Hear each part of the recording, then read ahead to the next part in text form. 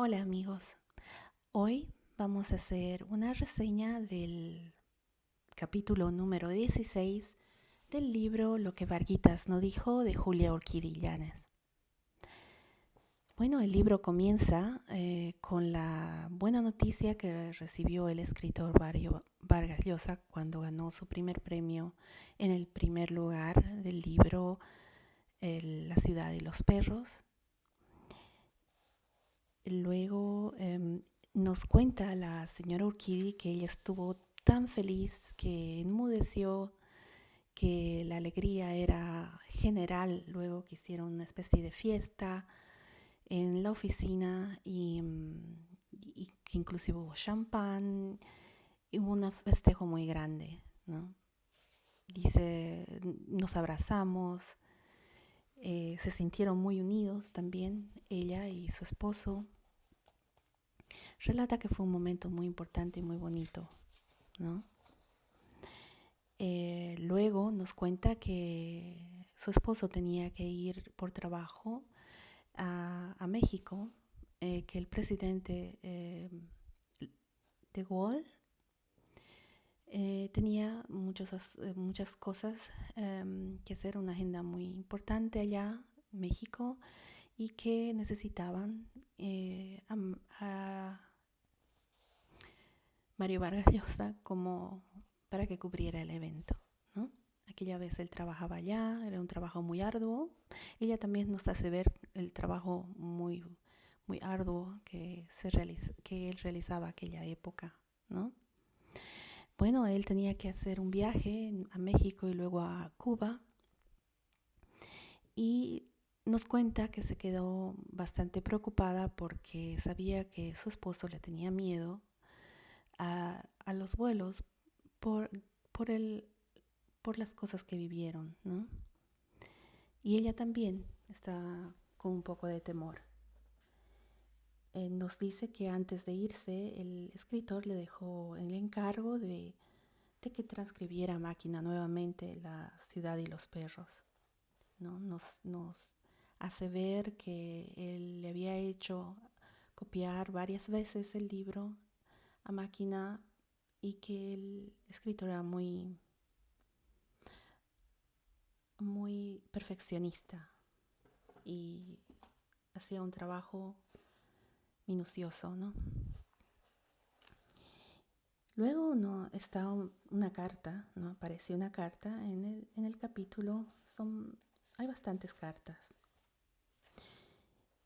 en la que ella se queja que él era un poco lacónico, ¿no? Bastante frío, ¿no? Y en esta carta, bueno, él explica que no la está pasando bien, ¿no? Que llegó a México y que tuvo problemas con el vuelo, que tuvo mucho pánico porque el vuelo casi tuvo que subir nuevamente porque casi se estrella en la pista y que por este motivo tuvo que alzar vuelo nuevamente.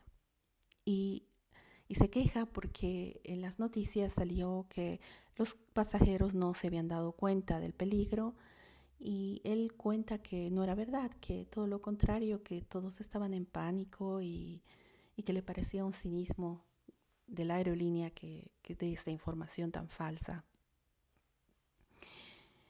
Luego le manda unos recortes sobre la noticia que salieron en los periódicos, que salió en los periódicos allá en México y los que ella también los hace parte del capítulo, ¿no? Estos recortes, ¿no? Están aquí y donde, donde se dice exactamente lo mismo que él le advirtió, ¿no? Lo que había sucedido y un poco gracioso porque el piloto, la aerolínea determinó que era la culpa del piloto, ¿no? Y el piloto dijo que era la culpa de una vaca que se había atravesado en la pista, pero que al final no habían encontrado la vaca Así que le dieron la culpa al piloto. Bueno, después de esto, en esos días, dice, recibió otra carta. Y esta es la carta de su sobrina Patricia. Es una carta bastante, ella misma lo dice, ¿no? Que sé que le cito acá. Me parecía mentira estar leyendo la carta de una criatura de 16 años, ¿no? Y es una carta bastante agresiva, muy agresiva, ¿no? Llena de insolencias. Uh-huh, sí. Y aún así, claro, nos recuerda a la señora Julia Urquidi que era la carta de prácticamente una niña, bueno, de una adolescente de 16 años, ¿no? Es una carta difícil de leer, ¿no? Al principio da bastante, no es bonito de leer, ¿no? Y la señora Urquidi nos dice que después de leer esta carta se sintió evidentemente muy mal, ¿no? Es una carta llena de ironía, sí, o sea, un tono demasiado malcriado, tal vez, ¿no? Sí, malcriado. Y ¿cómo podría decirles? Es una carta que no la quiero leer, ¿no? No la quiero leer porque no es bueno. No es bueno despertar estos sentimientos, ¿no? Es muy negativa. Y pero sí les puedo decir que la señora Urquidi en este capítulo nos relata que después de leer esta carta se sintió muy mal, ¿no? Se sintió pensó que eran demasiadas humillaciones y que a pesar de todo lo que ella hizo, bueno, es mi apreciación, ¿no? Después de todo lo que ella hizo por su sobrina, la tuvo en su casa, le cocinó, la cuidó, le cosió vestidos, lo tengo que volver a decir, ¿no? Eh, no se merecía tanta insolencia y no se merecía ese tono, ¿no? Que podría haber hecho enfadar a cualquiera leer esta carta, ¿no? Inclusive me dio la impresión de que si hubiera estado presente o si hubieran estado frente a frente, quizás inclusive hubiera sido bastante más agresiva. Y le hace advertencias, ¿no? En la carta.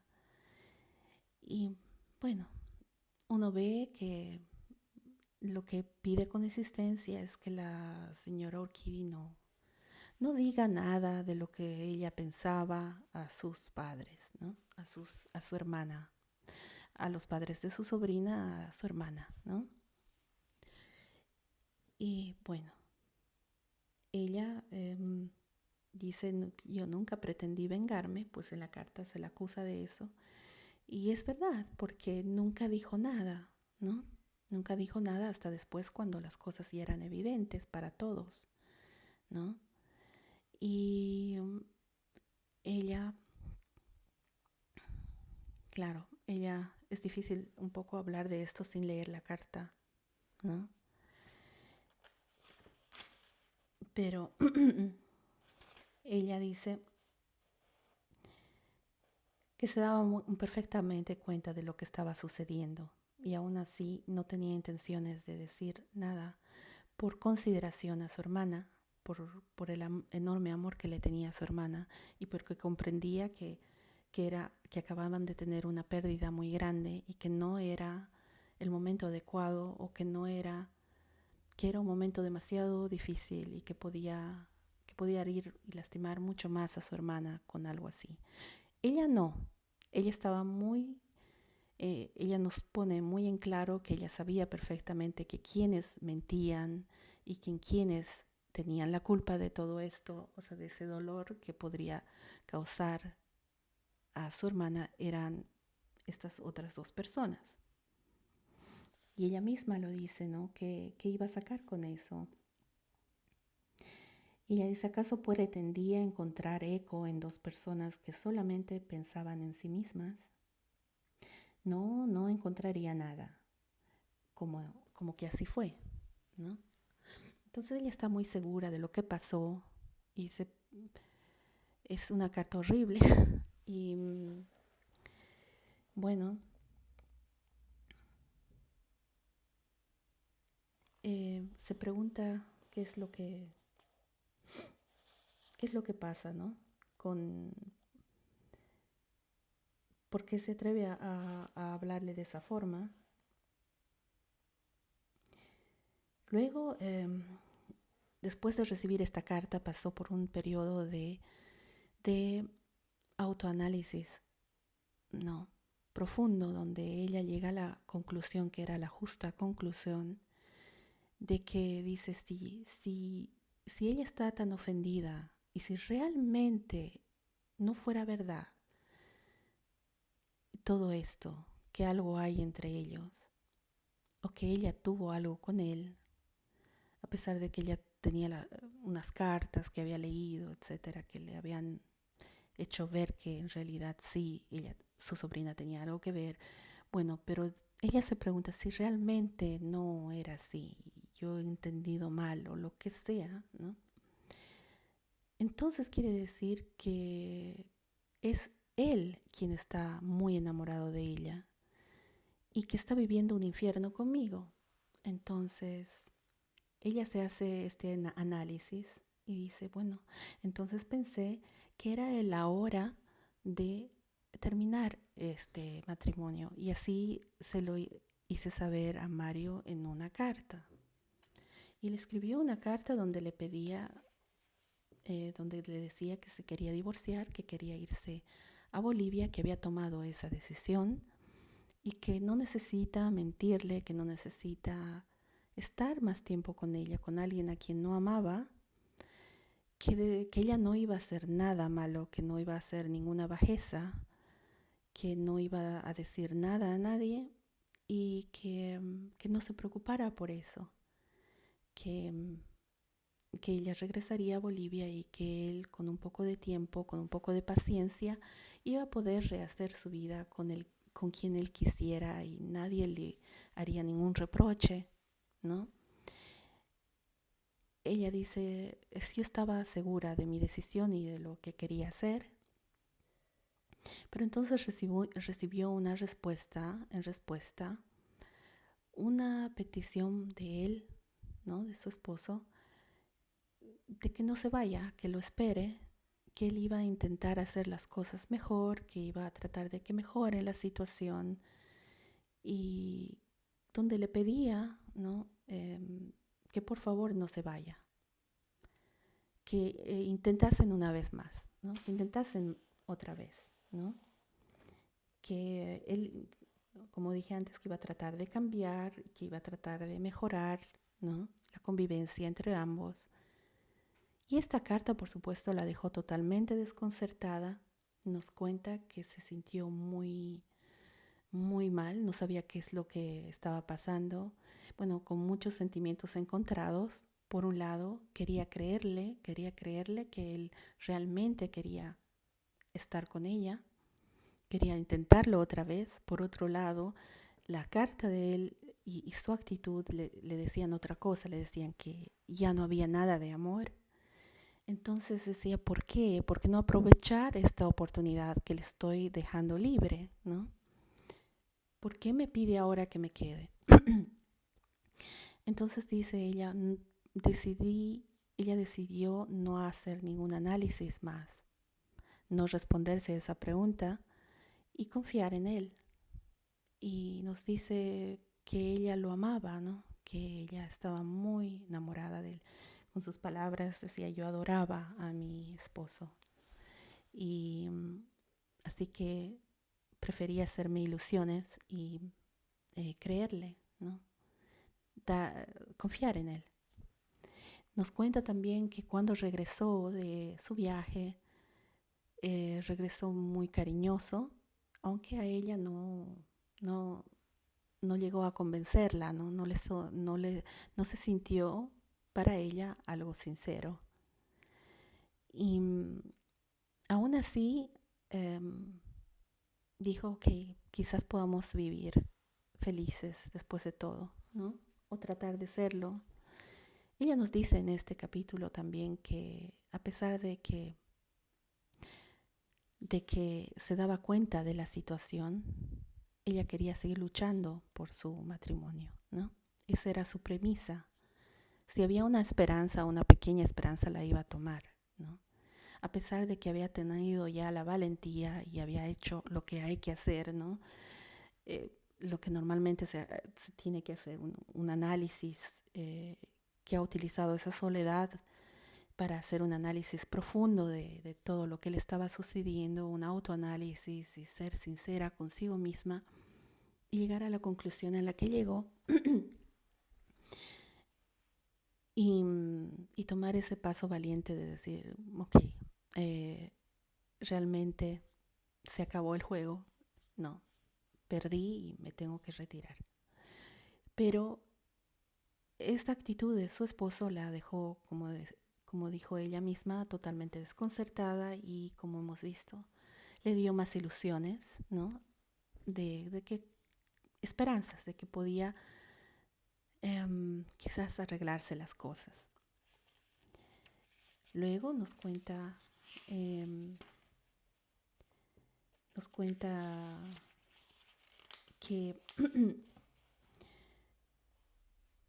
que le había traído muchos regalos, ¿no?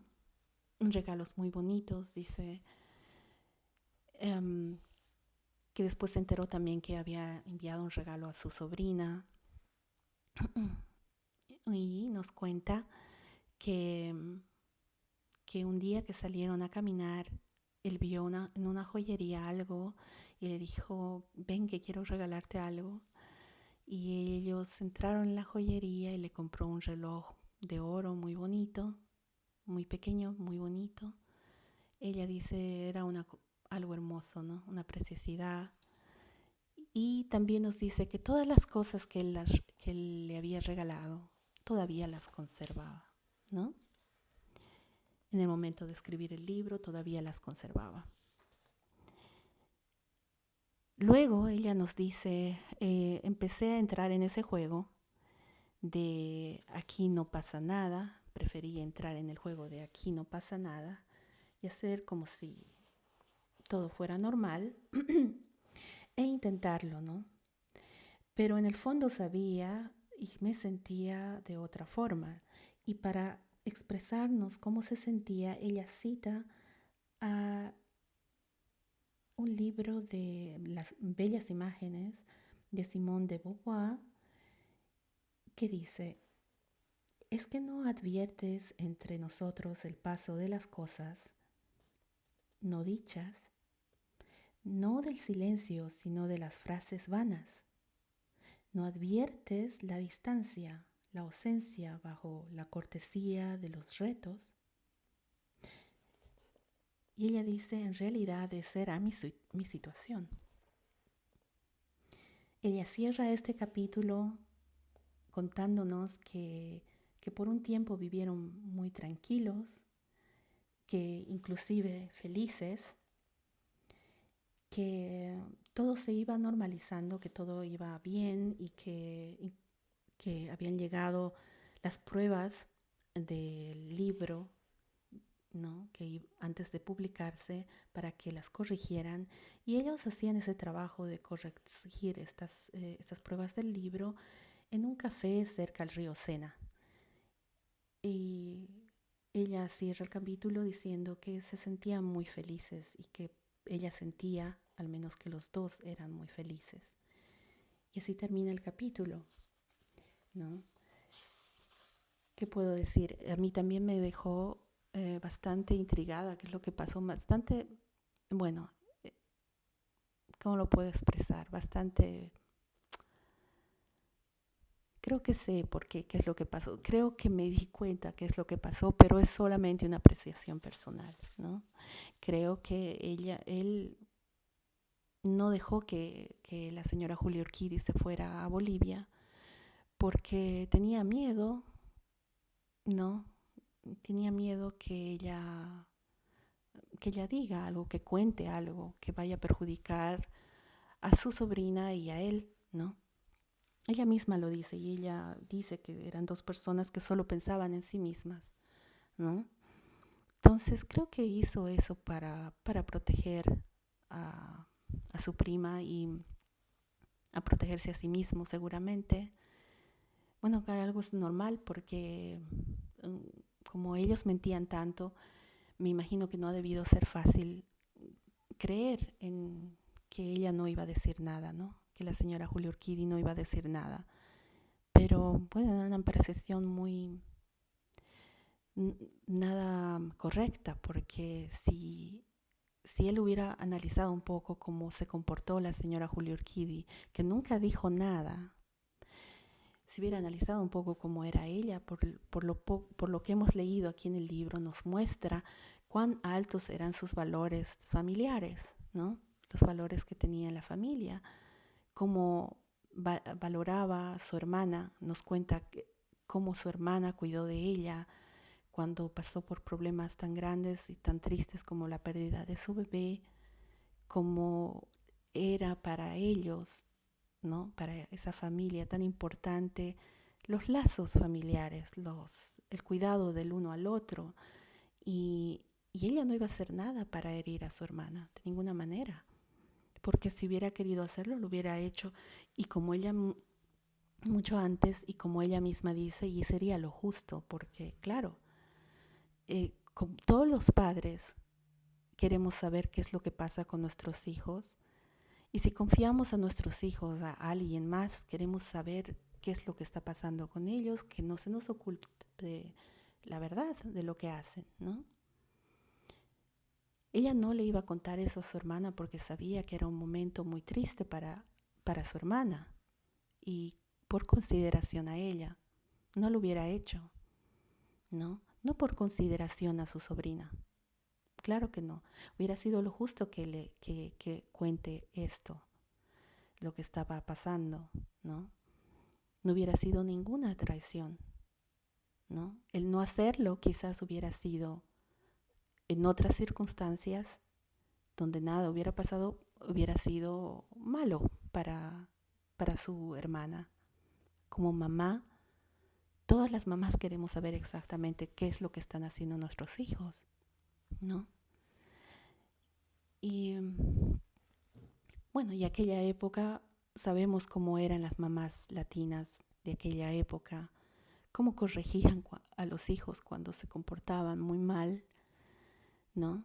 Inclusive en mis épocas era así, ¿no? Entonces es comprensible que un adolescente que ha hecho algo que no debía o que podría enfadar a la mamá o al papá, pues tuviera miedo de la reacción de ellos, ¿no? Y quisiera protegerse, ¿no? Eran así. Y bueno, pero